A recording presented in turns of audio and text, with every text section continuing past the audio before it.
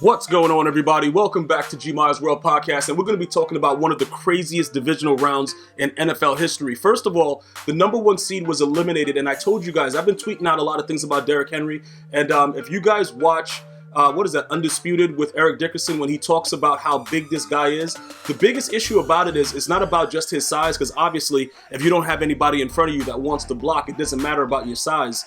It's the fact that his O-line is so grisly for him, and he's always making the right read, and he's breaking these big runs, and he's just wearing the teams out, bro. Like, he just really disrespected the number one seed, and I just want to point out, Lamar Jackson, I'm still very, very happy for him. I know that it was very disappointing for him to lose, but his numbers were pretty good. He was a lot better than what he was the year prior to that. I do see a lot of growth. He's only 23 years old. He's going to be a great player in this league. It just didn't work out for him because he went up against a mammoth, who is Derrick Henry, bro. Like, that dude is wild. And then Ryan Tannehill, he's making the right throws. He's not being like a superstar quarterback. He's just making the right throws, and that's a really, really big deal when it comes to the divisional round of the playoffs. So congratulations to the Titans. It looks kind of scary, even though we're going to get to the Chiefs in a second.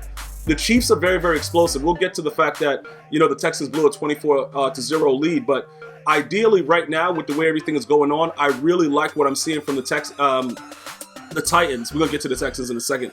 But the Titans are looking really, really savage because they're just doing old school prototypical football. They're running the ball down your throat and playing great defense. So as far as the Ravens go, as far as the disappointments, I don't know. People are saying, they shouldn't have, taken 3 weeks off. They shouldn't have rested their star players. They should have played in week 17, all that stuff.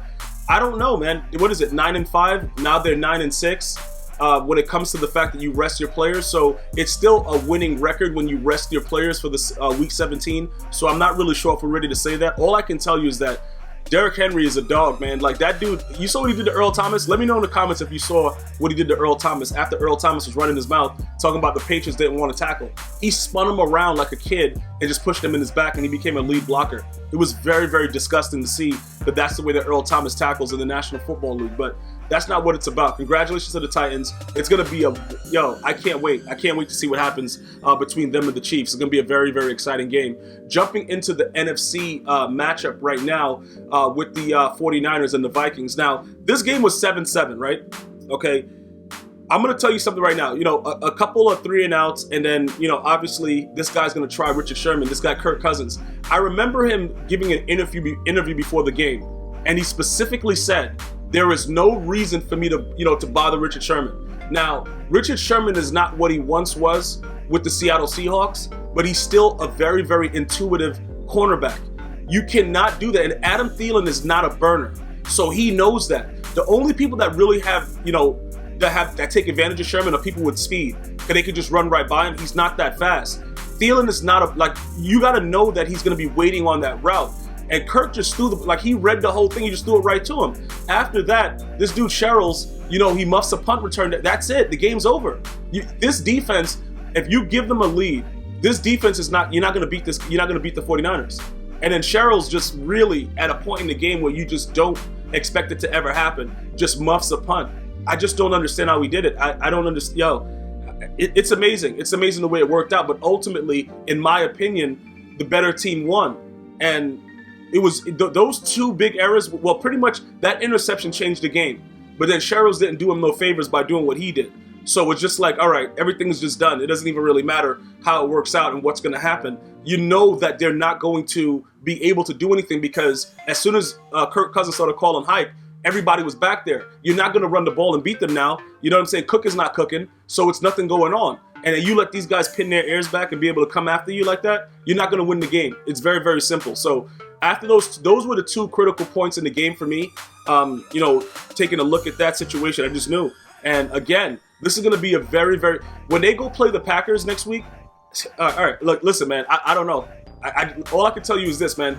It doesn't really matter. I just think that Richard Sherman is Aaron Rodgers' kryptonite. If the Packers are able to beat the Niners, I would be very, very impressed with Aaron Rodgers. Because that's the guy. Sherman always gets into his head, and they usually beat them.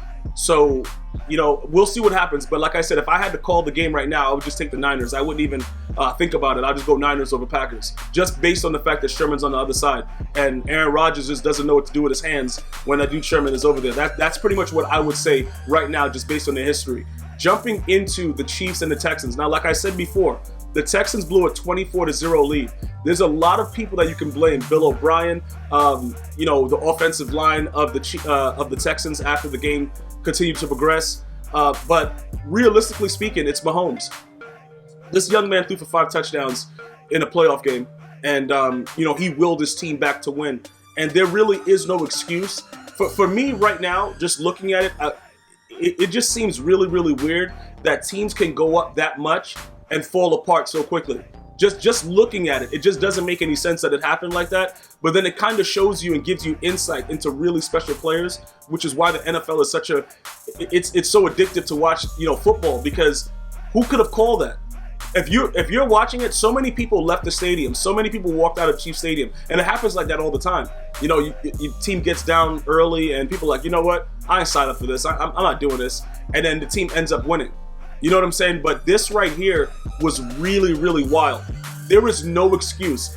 Somebody has to be removed effective immediately from the Texans. You guys got to tell me who it is. I don't know.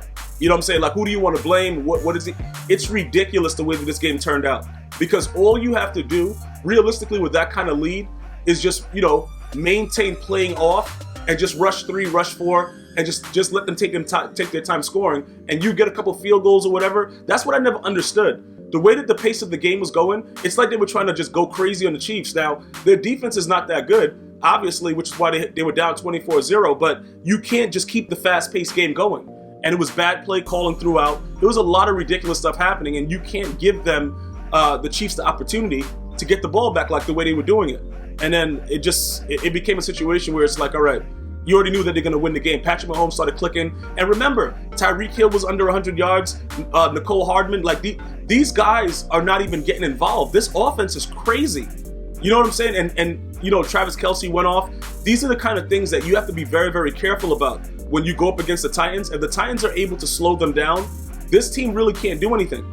And I don't know how it's going to work. They stopped Lamar Jackson, so I'm not even saying that about the Titans. Because the Titans, it's going to be a very, very low, I think it's going to be a low-scoring game. I don't think the Titans going to let them get out and do whatever. And remember, Tyreek Hill, for the most part, is going to be a decoy. So they're going to have to be very, very smart. That boy is lightning fast. He's going to do whatever he wants. Like, that man crazy. So they're going to have to be very, very careful with that. But right now, I'm not ready to pick that game. Obviously, we just finished talking about the Pack. They were able to hold off the Seahawks. It came down to a couple of, bad play calls towards the end and just really clutch plays by the athletes. But they were able to hold on 28-23. Great job by the Pack. Again, if I had to bet right now, I don't like the Packers against the Niners. I just don't like it. I just have to be honest with you guys. I know you Packer fans, you're very, very excited about it and all that good stuff. I don't know. I really just can't. My mind is telling me, yo, listen, it's no way possible that they're going to be able to beat this team. The Packers will be able to beat the 49ers next week. That's what my mind is telling me. If their team is able to do it, God bless them. I cannot see it. I can see the Chiefs beating the Titans or the Titans beating the Chiefs.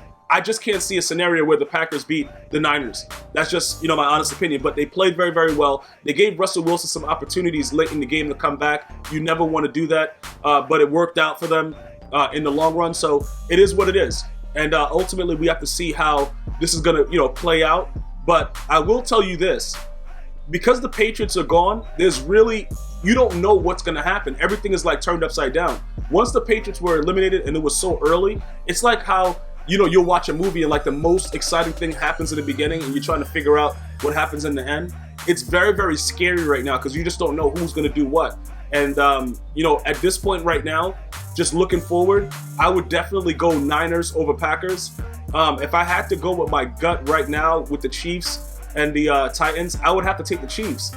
I would have to take the more explosive offense and just think that it's so many weapons. But I wouldn't be surprised if Derrick Henry runs all over him and does whatever he wants.